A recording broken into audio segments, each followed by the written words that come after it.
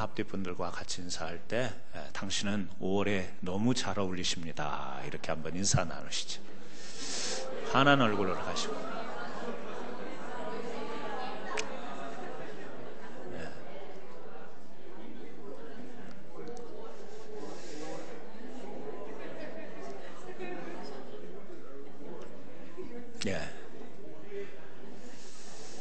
우리가 인사를 나누는데도 얼굴이 이렇게 굳어 계신 분이 계세요.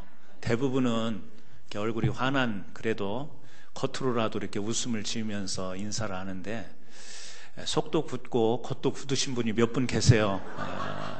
일주일 동안 사시면서 얼마나 인상 쓰시고 사셨길래 이제 주님 앞에 와서 참 안식을 가지면서 예배를 드려야 되는 이 시간마저 얼굴이 굳어 있는지 모르겠어요. 그 성균관대학교에 이기동 교수라는 분이 강의한 걸 제가 들은 적이 있습니다. 그 이기동 교수라는 분이 우리 한국 분들의 정서가 어떤가 그것을 이렇게 강의하는데요. 그림 2개를 보여주더라고요. 똑같은 그림인 것 같은데 대나무 2그루가 이렇게 땅에 심기어 있는 그런 그림을 보여줘요. 그런데 하나는 서양 사람들을 비유한 대나무, 하나는 한국 사람들을 비유한 대나무인데, 서양 사람들의 그 대나무는 땅 이렇게 그림인데요. 땅이 있고 그 안에 2그루가 이렇게 대나무가 심겨 있어요. 그런데 한국 사람으로 표현되어지는 그 대나무 그림은 2그루 똑같이 대나무가 심겨 있는데 또 땅도 있죠. 근데 그 아래 조금 더 그림이 자세하게 나와 있어요. 뭐냐면 그 땅 아래로 들어갔더니 그 뿌리가 하나로 이렇게 쭉 연결이 되어 있는 거예요. 그래서 그 교수님이 그러더라고요. 대나무가 이쪽 그림은 몇 그루입니까? 당연히 2그루죠. 그래서 이제 한국 사람을 표현한 그 그림을 보면서 몇 그루입니까? 2그루입니다. 그랬더니 그렇지 않다. 이렇게 이야기를 해요. 왜냐하면 그 땅 안으로 들어가 보면 이게 연결이 되어 있기 때문에 딱히 2그루다 이렇게 이야기를 못 한다라는 것이죠. 그래서 한국 사람들의 정서는 그렇다라는 거예요. 서양 사람들은 너와 나, 남남이죠. 그냥 남인 거예요. 근데 한국 사람들은 남남인 것 같은데 그 마음 깊은 정서에 들어가 보면은 하나 된 마음이 있다.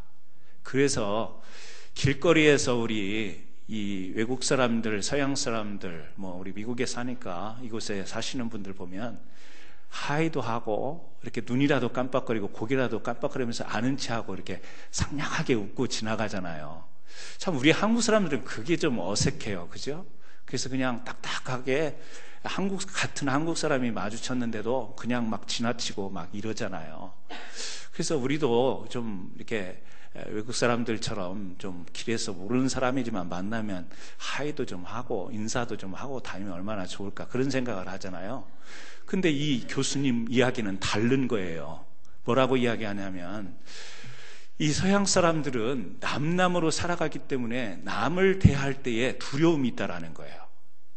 그래서 길이 저쪽에서 누가 오면 무서워가지고 미리 상냥하게 하이 이러고 지나가야 이게 마음이 이 사람이 자기를 보호하기 위해서 남이기 때문에 저 사람이 누군지 모르기 때문에 그 사람에 대해서 미리 적극적으로 방어하는 것이 상냥하게 웃으면서 하이하고 지나가는데, 한국 사람은 그 마음 뿌리 그 정서 속에 이 세상의 사람은 우리는 하나다 이런 것 때문에 누가 와도 무섭지가 않은 거예요. 그러니까 내가 인상을 쓰든 내가 평소대로 하고 지나가더라도 자기의 마음속에는 그냥 저 사람과 나랑 똑같은 사람이지 이런 정서 의식이 있어서 우리 한국 사람들은 일부러 상냥하지 않답니다. 이게 성균관대학교의 그 유교학과 이기동 교수의 이야기예요. 그래서 이 말을 들으니까 제가 헷갈리더라고요. 왜냐하면 우리 성도님들에게 좀 인상을 펴시고 평소에 좀 밝게 이렇게 좀 인사도 나누시고 그랬으면 좋겠다 이렇게 이야기했는데 그분 말 들어보니까 또 그 말도 일리가 있는 것 같아요. 남남으로 갈 때 적극적인 방어 차원에서 상냥하게 이렇게 하이도 하고 거기에도 미소도 짓고 이런데 우리 한국 사람 참 무뚝뚝한 면이 있잖아요. 알고 보니까 정서가 하나여서 그런가 봐요. 아마 오늘 인사를 나누면서 좀 딱딱한 분도 아마 정서 속에 우리는 하나다라는 그 의식 때문에 아마 그런 거지, 절대 이렇게 삶이 고단하고 힘들어서 이렇게 얼굴이 굳으신 건 아니라고 제가 믿겠습니다. 다시 한번 인사해 보시죠.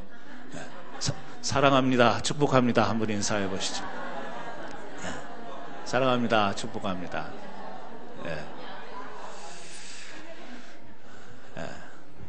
지금 한 인사는 굉장히 억지적인 측면이 있어요. 긴 설명을 듣고 한 인사였기 때문에. 자, 오늘 우리가 살면서 고단하죠. 피곤합니다. 일주일의 삶이 금방 지나가기는 하지만 또 어떤 때는 그 삶이 참 무겁습니다. 힘들고 고통스럽고, 오늘 주일 이렇게 예배를 드리지만 또 내일 가면 그 문제는 계속 되어 있고 내 현실 앞에서 사라지지 않고 계속해서 나를 압박하고 누를 수 있는 무거운 삶의 그 짐들이 우리에게 있을 수 있습니다. 오늘 이 시간 예배를 드리면서 우리의 모든 형편과 사정을 아시는 그 주님이 다시 한번 여러분들을 위로해 주시고 새 힘을 주셔서 그것이 비록 내 삶에 사라지지는 않지만 능히 이길 수 있는 힘과 능력 주시기를 간절히 소망합니다. 오늘은요, 우리가 창세기 24장의 말씀을 봅니다. 이 말씀을 통해서 엘리에셀의 기도라는 제목으로 말씀을 나누기를 원합니다. 우리가 창세기 22장에서 아브라함이 100세에 얻은 아들을 모리아산으로 데리고 가서 하나님 말씀에 순종하여 이 번제로 드리려고 했던 사건이 나오죠. 그리고 23장에 가서는 이제 아브라함의 아내 사라가 먼저 세상을 떠나게 됩니다. 그래서 이 장사 지낼 땅을 구하는 이야기가 나오죠. 이 마므레 앞 이 막벨라 굴이라고 하는 그 장지를 구입하고 나중에는 아브라함의 가족들이 그곳에 장사 지내는 이와 같은 이야기가 나옵니다. 그리고 이제 오늘 창세기 24장에 와가지고는 이제 아브라함의 아내 사라는 먼저 죽고 그 100세에 얻었던 아들이 거의 이제 40살이 다 되었어요. 가족으로는 딱 유일하게 한 사람입니다. 그런데 아직 결혼을 하지 않은 겁니다. 그래서 아브라함이 이제 아들 이삭을 이제 결혼을 시키려고 하는 거죠.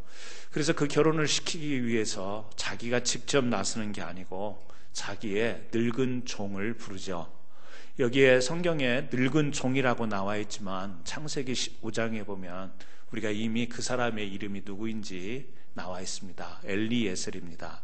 그런데 이 늙은 종이라는 말에 히브리어는 자켄이라는 말을 써요.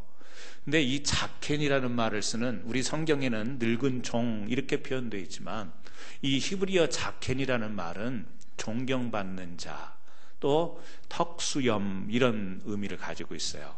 나중에 장로라고 하는 용어를, 이 자켄이라는 용어를 장로로도 그렇게 우리가 사용해서 부르기도 합니다. 그러니까 우리가 늙은 종 그러면 우리 그 어감에는 왠지 그 종으로서 나이 많이 먹은 그냥 단순한 종 이렇게 생각하지만 여기에서 성경에서 표현하는 자켄이라는 말은 굉장히 그 집을 맡아서 그 집에서 주인의 뜻을 받들어서 충성되게 일하는 사람이지만 굉장히 존경스러운 그런 사람인 것을 이 어원 속에 담고 있는 겁니다.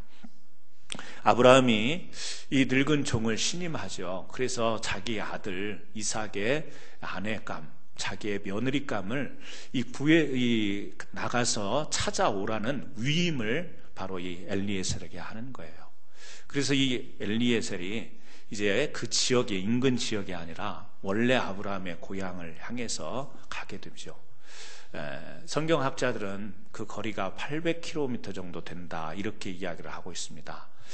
아브라함이 살았던 원래 그 동네를 향해서 이제 가서 그곳에서 이 아브라함이 당부하고 부탁했던 이삭의 며느리감을 구해오는데, 그 가서 어떻게 이 신부감을 찾는가, 이 장면 속에 오늘 돋보이는 것이 있는데, 그게 뭐냐면 신부감을 찾으러 간 그 현장에서 제일 먼저 했던 것이 바로 하나님 앞에 기도하는 거였다라는 사실이에요. 그래서 저는 구약에 참 많은 기도에 관한 내용들이 나오지만 구약에서 정말 우리에게 이 모범이 되고 표본이 되는 기도를 한 그 사람이 바로 이 늙은 종 엘리에셀이다라고 저는 그렇게 생각을 하고, 오늘 우리도 이 믿음의 생활 하는 가운데 빼놓을 수 없는 게 기도 생활 아니겠어요?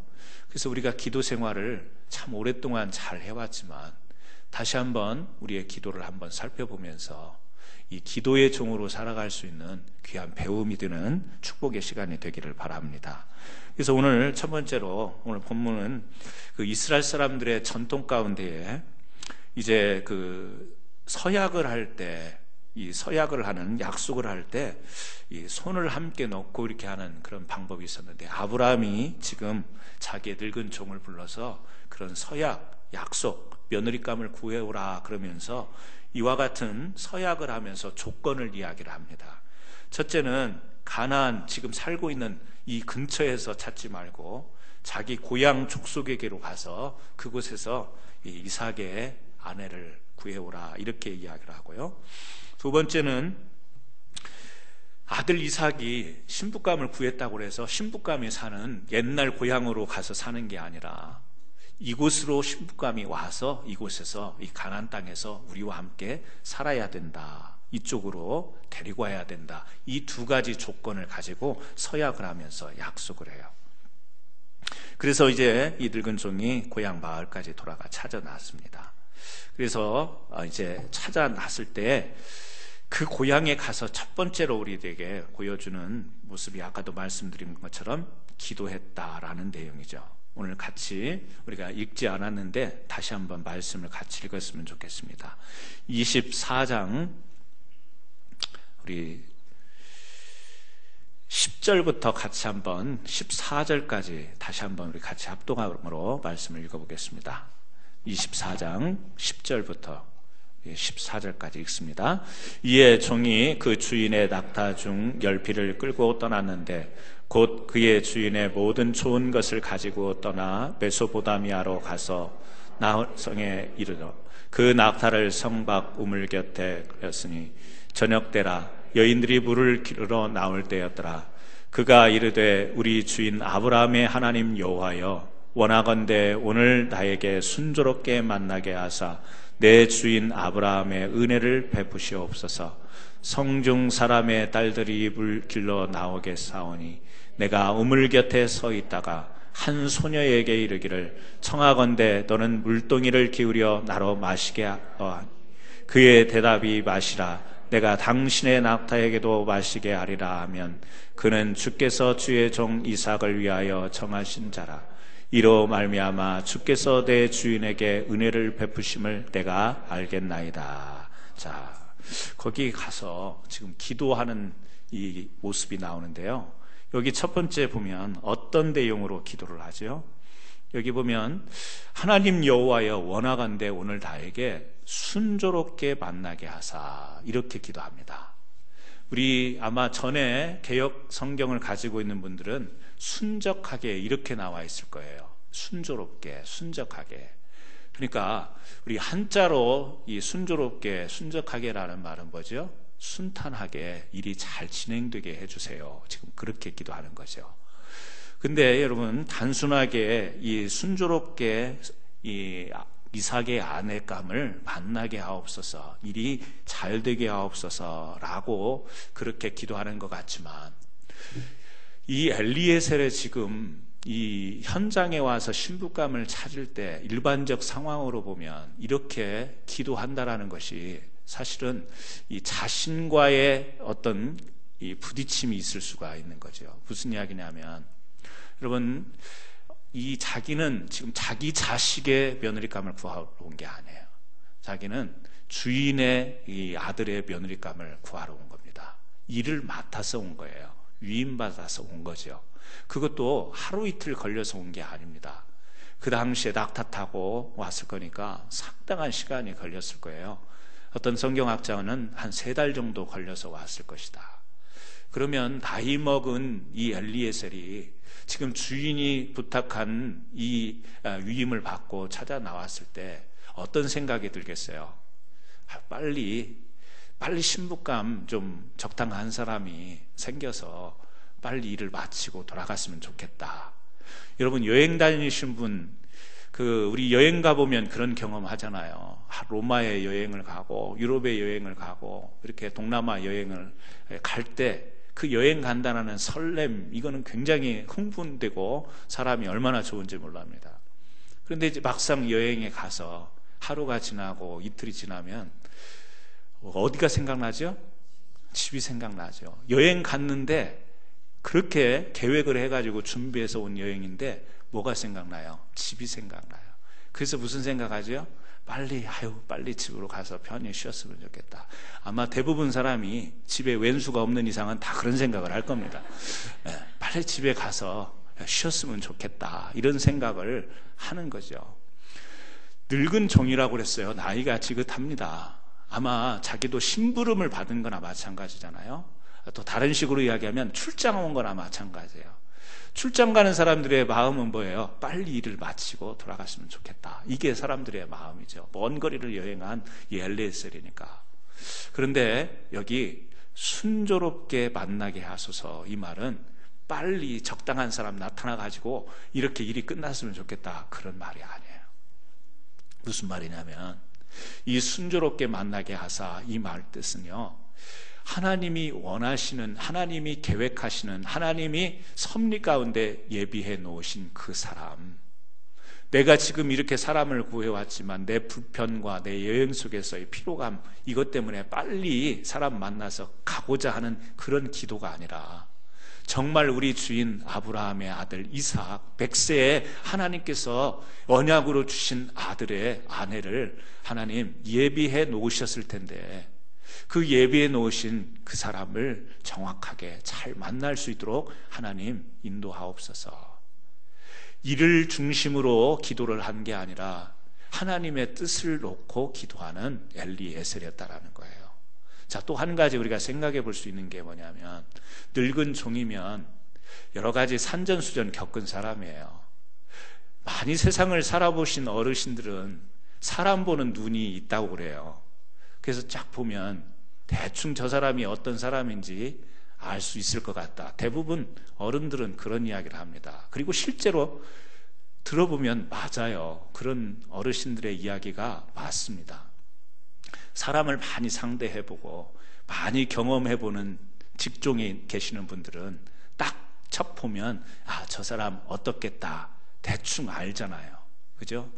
그래서 우리 어르신들 중에 그런 말을, 저 사람 목사님, 저 사람 저런 사람이고 처음 보는데 전에 아셨어요? 아니에요. 처음 보는 사람 어떻게 하세요? 첫 보면 압니다. 그런 이야기를 해요.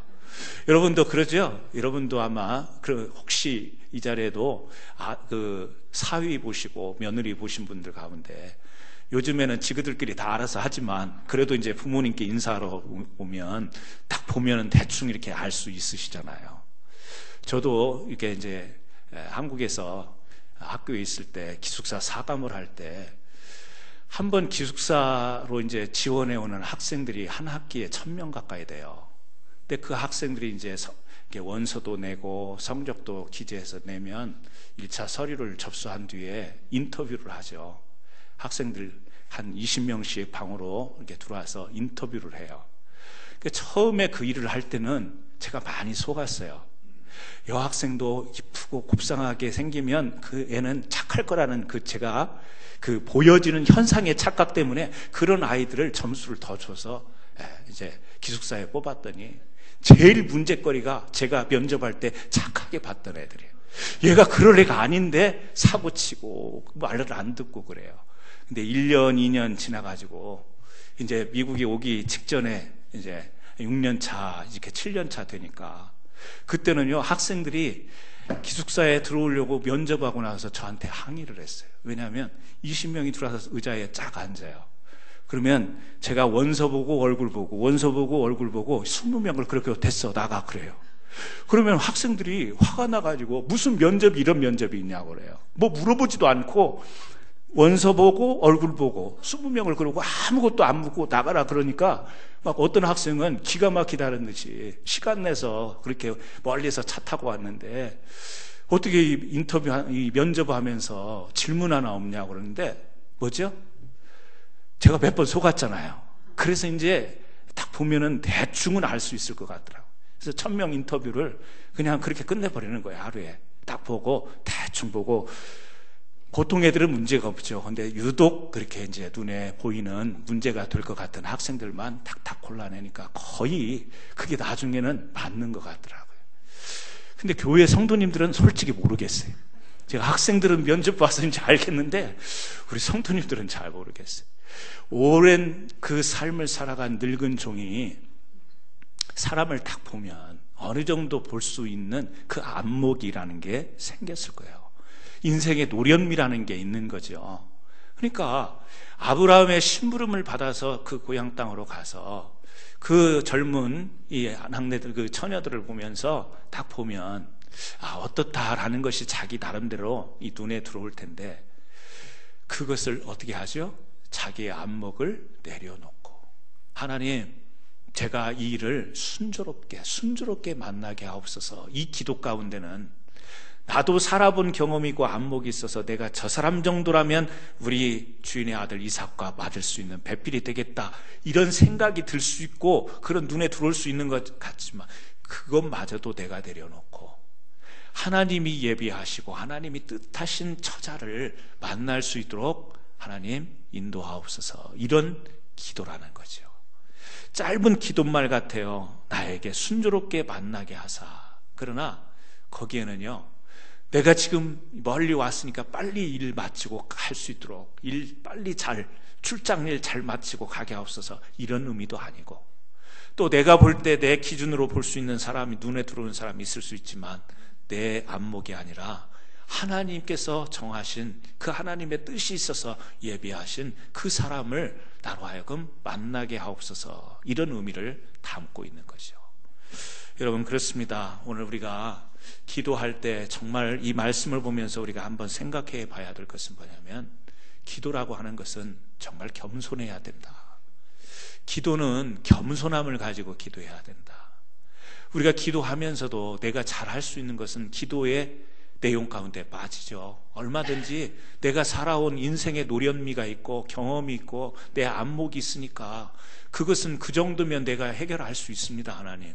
그런데 그것으로 해결되지 못하는 것을 내가 구합니다, 이런 기도를 우리는 마음속에 그런 생각, 그런 마음의 자세를 가지고 기도할 때가 있죠. 근데 엘리에셀의 기도는 뭐죠?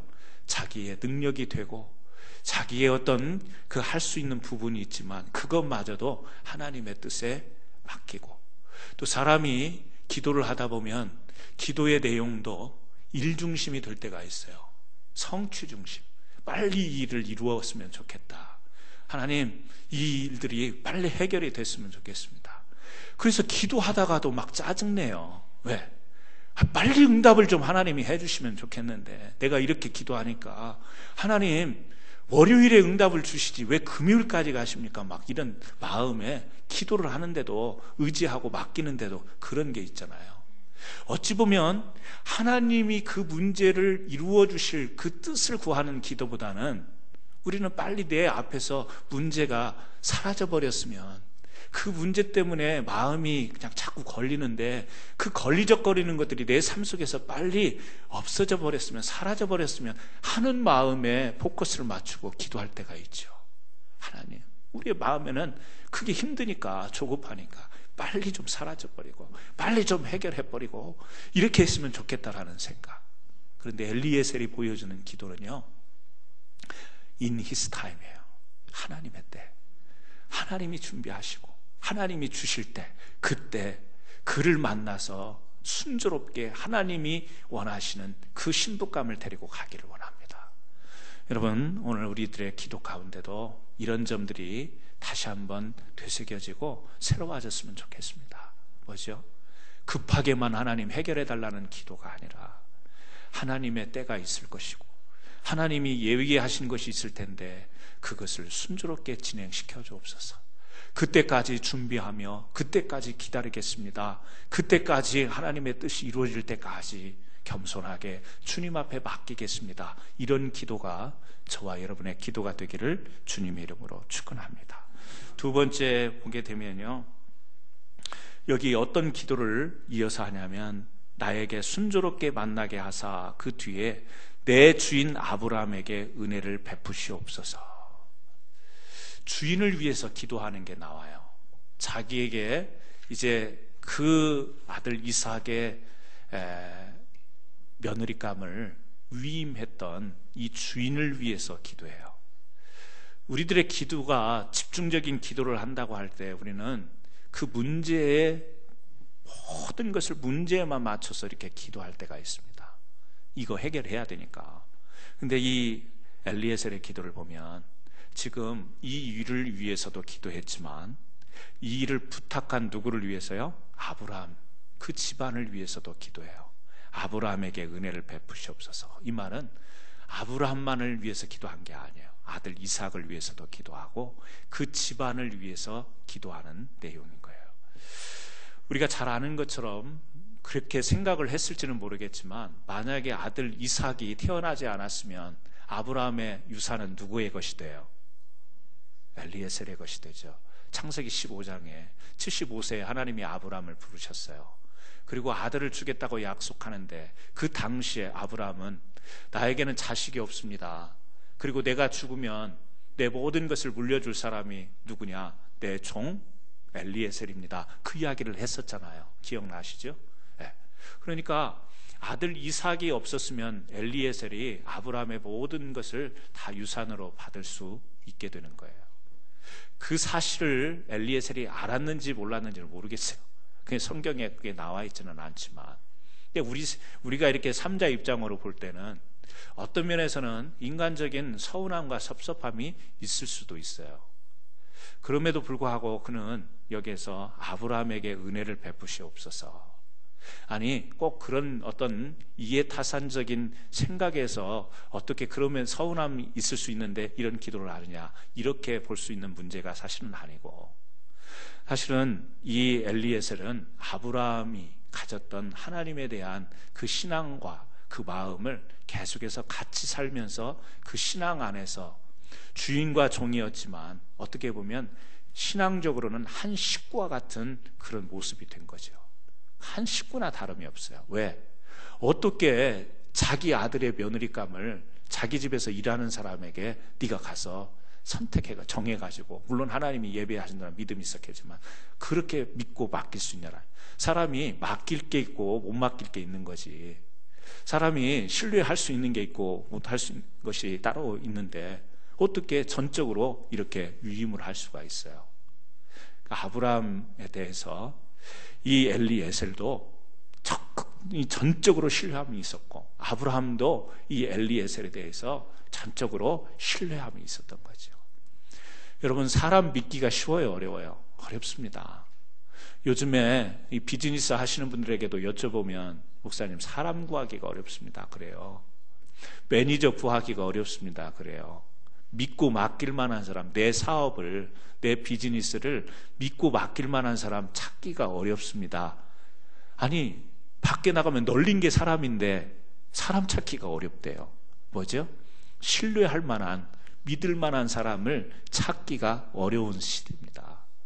물론 이 당시에는 오늘날처럼 그런 환경의 시대는 아니겠지만 그 시대 가운데도 사람인데 사람들이 살았던 시대이기 때문에 그때 당시에도 마찬가지겠죠. 그 노아 때도 보면 지금보다 그 타락상이 적지 않았죠. 그때도 사람들이 사는 세상이었기 때문에 아마 사람을 믿고 신뢰한다라는 것이 결코 쉬운 일은 아니었을 거예요. 그런데 이 아브라함과 엘리에셀의 관계가 아주 어떻게 보면 가족보다 더 신뢰하는 그런 관계가 아닌가. 그런 관계가 어떻게 가능할까? 결국에 엘리에셀은 아브라함과 함께하면서 기도하는 아브라함을 보고 하나님 말씀에 순종하는 이 아브라함을 곁에서 다 지켜봤기 때문에, 물론 실수함도 있고 넘어짐도 있고 연약함도 있었지만 하나님에 붙들려서 살아가는, 하나님의 언약에 이끌려가는 이 아브라함을 보면서 이 지금 엘리에셀도 아브라함 못지않은 귀한 믿음으로 결연이 된 거죠. 그래서 지금 주인의 심부름을 받고 그 고향으로 갔을 때 제일 먼저 하는 게 뭐예요? 기도하는 거잖아요. 제일 먼저 하는 게 기도하는 모습을 우리에게 보여줘요. 기도가 여러분 쉬운 것 같지만 쉬운 게 아닙니다. 이렇게 당연히 성경에 나오니까 이 사람이 이런 임무를 받고 기도했다. 여러분, 우리가 겪지만 기도하는 거, 여러분, 기도가 쉬운 게 아니에요. 기도한다라는 게 쉽지 않습니다. 무슨 일 앞에 지금 본인이 딱 중요한 임무 앞에 기도한다라는 이 자세는 벌써 신앙적으로 체질화가 되어 있기 때문에 가능한 거예요. 그런 가운데서 주인 아브라함 위해서 축복하고 기도해요. 지금 자기는 어떤 일만 하면 되죠? 사람만 빨리 신부감만 구해서 가면 되는 거예요. 근데 그 와중에 기도하면서 아브라함을 향해서 축복하고 있어요. 여러분, 엘리에셀의 기도를 보면서 이 엘리에셀의 기도 가운데는 일이 중요한 것 같아요? 아니면 사람이 중요하게 보이는 것 같아요? 사람이 중요한 거예요. 여러분, 우리가 기도할 때 일중심적인 기도가 드려질 때가 있어요.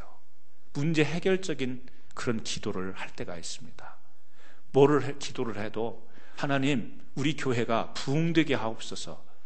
부흥이라고 하는 그것을 놓고 기도하고, 하나님, 우리 교회가 잘 되게 하옵소서. 이를 놓고 기도할 때가 많이 있지만, 하나님은 우리들의 그 기도하는 마음 가운데서 무엇을 찾냐면 사람을 사랑할 수 있는 그 마음. 진정한 부흥은 무엇으로부터 시작이 되죠? 사람을 사랑하는 데서부터. 우리의 마음속에 영혼을 사랑하는 마음이 있을 때 그 마음을 보시고, 부흥을 우리가 이루는 게 아니라 하나님이 이루어 주시잖아요. 그 마음을 하나님이 받아주시고 그 마음을 여겨주셔서 하나님이 우리로 하여금 이렇게 부흥시켜 줄 수는 있어요. 하지만 우리의 기도가 어디를 향해 있어요? 부흥을 향해 있고 사람들의 마음은 헤아리지 못해요. 사람들을 향해서는 그 마음이, 사랑하는 마음이 이 마음속에 싹이 트지 않습니다. 그리고 부흥시켜 주옵소서라고 할 때 그 교회가 설령 부흥한들 진정한 의미의 부흥이 되겠냐라는 거예요. 일이 잘 되게 하옵소서. 빨리 이 이삭의 아내를 데리고 가면 내 임무가 끝납니다. 이렇게 기도하는 게 아니라 뭐죠?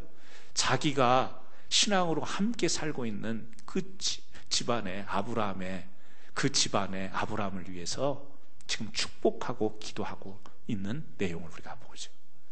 여러분, 우리 기도가 조금 더 한 차원 들어가 보면 무엇보다도 다른 기도도 중요하지만 우리가 놓쳐서는 안 돼요. 물론 기도의 내용에 따라 달라요. 모든 기도의 내용이 사람이 될 수는 없죠. 문제가 되면 문제 해결을 위해서 기도하고, 아프면 치유받기 위해서 기도하고, 이렇지만 좀 우리가 인간 관계가 내포되어 있는 그런 문제를 놓고 기도할 때는 사람을 먼저 축복할 수 있는 기도가 우리 기도 가운데 있었으면 참 좋겠다. 특별히 우리 교회의 부흥은 모든 교회가 우리가 추구하는 거예요.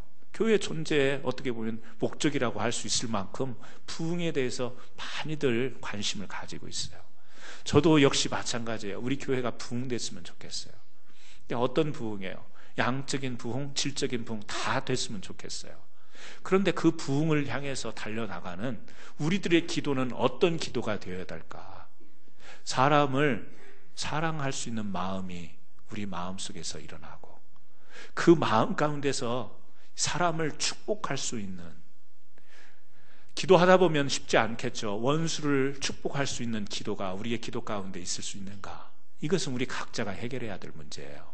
과연 그렇게까지 기도할 수 있는가는 모르겠지만, 여러분, 저는 오늘 이 엘리에셀을 통해서 그렇습니다.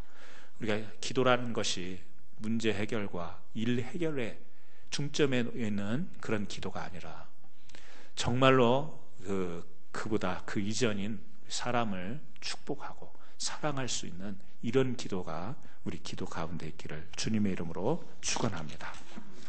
오늘 또 기도를 보니까 세 번째 12절에 그렇게 기도하고 나서요 13절과 14절에 보니까 어떤 기도를 하냐면 하나님 사인을 구하는 기도를 해요. 자, 여기에 지금 우물 곁에 있다가 어떤 처자가 와서 자기에게 물을 주면, 그리고 내가 달라고도 안 했는데 내가 데리고 간 그 약대에게도 낙타에게도 물을 주는 처자가 있다면 그 사람이 바로 하나님이 이삭의 아내로 준 사람인 것으로 제가 믿겠습니다. 지금 그런 기도를 해요. 여러분, 이런 기도 해보셨어요? 사인 해보셨죠? 어떤 분은 미국 올 때 그렇게 했다고 그러더라고요. 동전을 던져서 앞면이 나오면 미국 유학을 가고 뒷면이 나오면 그냥 한국에서 공부하고. 근데 안면이 나와서 미국에 유학 오려고 비자 신청했더니 비자까지 척척척 잘 나온 거예요. 하나님의 뜻이다. 한 학기도 못하고 돌아가잖아요. 예, 와가지고 사고치고. 예. 그러니까 우리가 성경에서 보면 여기뿐만 아니라 이런 사인을 구하는 기도가 있어요. 예? 그 짐승에 그 흑점이 있고 또 그 풀에 이슬이 내리고 이슬이 안 내리고 막 이런 어떤 사인을 통해서 하나님의 뜻을 구하는 기도하는 그런 내용들이 성경에 많이 있다 보니까 우리도 알게 모르게 생활 속에서 어떤 문제가 이 기도를 해도 정확하게 하나님의 응답이라고 하는 생각이 들지 않아 답답할 때 이런 경우를 쓸 때가 있어요. 그죠? 하나님, 이런 사인이 보이면 이게 하나님의 그 뜻으로 알고 제가 그렇게 하겠습니다. 여러분 아마 한두 번쯤은 그렇게 해보셨을 거예요. 저도 그랬어요. 저도 그렇게 해본 적이 있어요. 그러나 그건 굉장히 위험할 수 있어요. 사인을 지금 여기 보게 되면 사인을 구하는 기도를 해요. 그죠? 어떻게 물을 주는 사람이 이삭의 아내일 것이다. 하지만 여러분 그 13절과 14절에는 그렇게 나오지만 17절부터 20절까지 보니까 실제 리브가가 와가지고 그 주인공이 그예요. 자기가 사인을 구한 대로 자기에게 물을 주고 말도 요청도 안 했는데 자기 짐승에게도 물을 주니까 뭐예요? 이 사람이잖아요. 왜? 내가 기도했는데 그대로 그냥 딱 어떻게 해요? 그 15절 보세요. 말을 마치기도 전에 기도가 끝나기 전에도 리브가가 와가지고는 물을 주고 자기가 사인 기도하는 것 그대로를 딱 하니까 우리 생각에는 어때요? 기가 막히신 하나님이다. 역시 하나님은 이렇게 역사하시지. 할렐루야 하면서 우리는 막 간증하고 그럴 거예요. 그잖아요. 너무 신기하잖아요. 왜? 사인을 구했는데 기도가 끝나기 전에도 살랑살랑 한 여인이 와가지고 막 물도 주고 친절하게 막 베푸니까 세상에 할렐루야 이럴 거예요. 그러니까 우리가 사인이 딱 맞았다고 할 때 이게 하나님의 뜻으로 확신하는 것은 굉장히 여러분 위험할 수 있어요. 자, 21절을 보세요. 24장 21절 같이 한번 읽겠습니다. 그 사람이 그를 묵묵히 주목하여 여호와께서 과연 평탄한 길을 주신 여부를 알고자 하더니. 자, 사인 기도를 엘리에셀이 하긴 했지만 신기하게도 기도가 마쳐지기 전에도 와서 똑같이 사인처럼 행하는 리브가를 봤지만 21절에는 엘리에셀이 어떻게 해요? 그를 묵묵히 주목하여 여호와께서 과연 평탄한 길을 주신 여부를 알고자 하더라. 사인이 응답이다 이게 아니고 사인과 딱 들어맞은 일이 생겼는데 그것이 정말 하나님께서 평탄한 응답으로 주신 건가를 묵묵히 어떻게 했어요? 심사숙고했다 그 말이에요. 여러분 사인이 맞았다고 해서 그것이 응답은 절대 아니에요. 맞을 수 있어요. 여러분이 하도 답답해하니까 하나님이 그래? 한번 동전 뒤져봐 해가지고 그렇게 할 수도 있어요. 하지만 그게 응답은 아니고 여기 엘리에셀도 어떻게 했어요? 그 사인의 기도를 하고 사인대로 나타났지만 그것이 정말 하나님의 뜻인가를 신중하게 지금 했다 그 이야기예요. 오늘날 좀 신비로운 또 기적을 추구하는 신앙을 가진 사람들은 이런 사인이 하나님의 응답이라고 생각하고 확신을 가지고 전하고 증거하는 사람들이 많이 있어요. 저는 부탁을 드리고 싶어요. 물론 우리가 답답하다 보면 하나님 이런 사인을 주시면 하나님의 뜻으로 알겠습니다라고 결정하고 우리가 그렇게 하는 경우도 있지만 그러나 사인은 응답이 아니다. 사인을 구할 수 있지만 정말 하나님의 뜻이 이 사인 가운데 담겨 있을까라고 우리가 더 신중하게 하나님의 뜻을 찾는 그런 믿음의 사람들이 되어야 될 줄 믿습니다. 기도는 그래서 우리가 함부로 응답이라는 것을 함부로 여길 수가 없는 겁니다. 신중하게 받아들여야 하는 거죠. 그리고 나서 이제 여기 보니까 이게 정말 하나님의 뜻이라고 확신하는 것이 어떤 것으로 증거되냐면 이야기를 해봤더니 아브라함의 친척인 거예요. 이 리브가가. 그러면서 거기에서 이 엘리에셀은 확신해요. 확신하면서 24장 그 이제 22절부터 24절에 보게 되면 그 내용을 이제 다 본 뒤에 제가 시간이 없으니까 26절만 한번 보시죠. 이에 그 사람이 머리를 숙여 여호와께 경배하고, 빨리 끝내라고 정도 치셔주죠. 예. 이에 그 사람이 머리를 숙여 여호와께 경배하고, 뭐였죠? 경배했대요. 왜? 하나님의 뜻인 것을 확신한 뒤에 기도를 드리고 기도의 응답을 확신을 받고 나서는 뭐 했어요? 하나님께 경배했다. 우리는 응답받으면 좋아 죽니라고 하나님께 감사하고 경배하는 걸 잊어버려요. 너무 막 좋아서 신나가지고 그것으로 끝나버려요.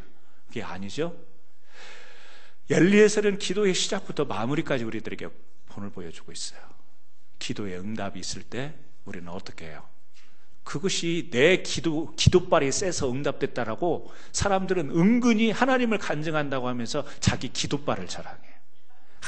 그럼 그렇지, 내가 이렇게 기도하니까 하나님이 들어주셨죠.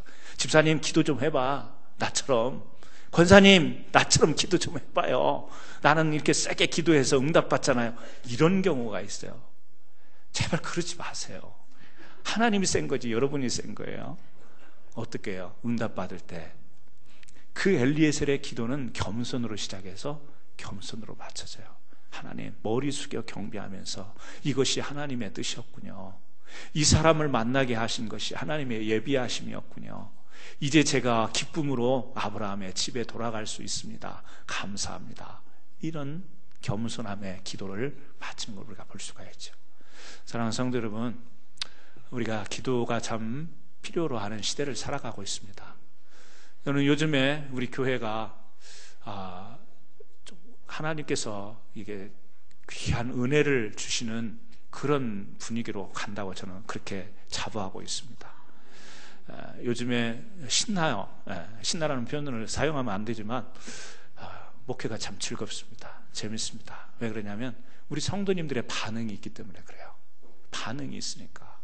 설교하고 당부하고 권고하고 부탁하는데도 그냥 미소만 씩 짓고, 이게 반응이 없으면 그것처럼 사람 힘든 일이 없는데, 우리 성도님들이 이렇게 반응을 해주시니까, 다시 말하면 하나님의 은혜의 부르심 앞에 여러분들이 믿음으로 반응을 보이시니까 얼마나 감사한지 몰라요. 우리 교회가 가만히 보니까요, 일주일 내동 성도님들이 이제 오고 가세요. 거기에 덧붙여서 월요일 날은 우리 연합성가대도 와서 여기서 연습하고, 화요일 날은 이제 영어 우리 성경 공부가 시작이 되고, 수요일 날은 교육관과 또 친교실에서 2개 반이 또 공부가 되고, 목요일 날도 또 저녁에 모이고, 금요일 날은 비어 있는데 그건 또 마지막 주에 금요 기도회가 또 있고, 토요일 날은 또 새벽 기도회가 있고, 아침 또 성경 공부가 있고, 계속해서 교회 일주일 내동 성도님들이 발걸음을 하십니다. 오고 가는 게 중요한 게 아니라, 우리가 이 마지막 때를 그렇게 표현하잖아요. 자기를 사랑하고 세상을 좋아하는 시대가 되어버립니다. 모이기를 힘쓰지 않고 그냥 흩어져 모이는 것을 피하는 그런 시대예요. 그러나 우리가 주님의 은혜로 자꾸 모여서 말씀으로 훈련받고 양육받고, 제가 조금 더 믿음의 욕심을 부리자면, 여러분, 제 마음속에, 제 생각 속에는 어려서부터 배웠던 신앙의 훈련 가운데는 기도 외에는 할 것이 없다, 될 것이 없다, 이게 있습니다. 부흥은 다른 것으로 되는 게 아니라 기도로 된다. 왜? 부흥은 하나님이 하시는 일이잖아요. 우리는 그 주님의 뜻을 받고 주님의 명령을 받고 주님의 뜻을 헤아려서 분부하신 대로 우리가 순종하는 것이 바로 기도로부터 시작이 되기 때문에, 기도로 모든 일이 시작이 돼야 돼요. 우리 교회의 많은 사역들을 할 수 있는 그 힘의 근간은 뭐냐면 기도가 돼야 되는 거죠. 그래서 당부드려요. 토요일 날 아침에 우리가 기도를 하면, 주중 새벽 기도는 어렵습니다. 다 여러 가지 생활상 어렵지만 토요일 날은 지금 많은 분들이 나오고 계신데 좀 욕심을 부려봐요. 더 좀 나오셔서 일주일에 한 번이라도 좀 간절하게 우리가 열심히 한번 기도하면서, 하나님, 우리 가정에 이런 은혜를 베푸시고, 하나님, 우리 가정에 뜻하신 바가 있을 텐데 나는 지금 답답하네요, 어렵네요, 힘드네요. 하나님, 어떻게 하는 게 좋겠습니까? 하나님으로부터 제시를 받으시고 하나님으로부터 힘을 얻으셔서 가정, 또 교회도 마찬가지고, 또 이 세상도 얼마나 지금 복잡합니까? 정치적으로, 경제적으로, 사회적으로. 이런 때에 우리가 더 기도를 통해서, 세상은 자꾸 변해가고 교회도 변질돼가고 이런 시대에 정말 하나님 기도를 붙들고 주님의 뜻을 구할 수 있는 교회로 우리가 좀 그렇게 우리가 세상에 빛을 발하는 교회가 되면 어떻겠는가. 그래서 앞으로 금요일 날도 이제 전체 모이던 게 어려우니까 여선교회가 모여서 기도하고 우리 성가대가 모여서 기도하는 월별로 이제 금요 기도회도 좀 그렇게 해서, 특별히 또 토요일 날은 조금 여러분 자신을 피곤하지만 깨워서 나오셔서 겸손한 기도를, 엘리에셀이 드렸던 그 하나님의 뜻과 하나님의 타이밍을 맞춰서 기도했던 엘리에셀의 기도를 우리가 같이 드림으로 우리 가정도 그렇고 개인도 그렇고 교회도 더 풍요로운 하나님의 역사를 경험할 수 있는 그 큰 신앙의 참된 부흥의 역사를 일으킬 수 있는 저와 여러분 되기를 주님의 이름으로 축원합니다. 기도하시겠습니다. 하나님 아버지, 오늘 저희들이 창세기 24장을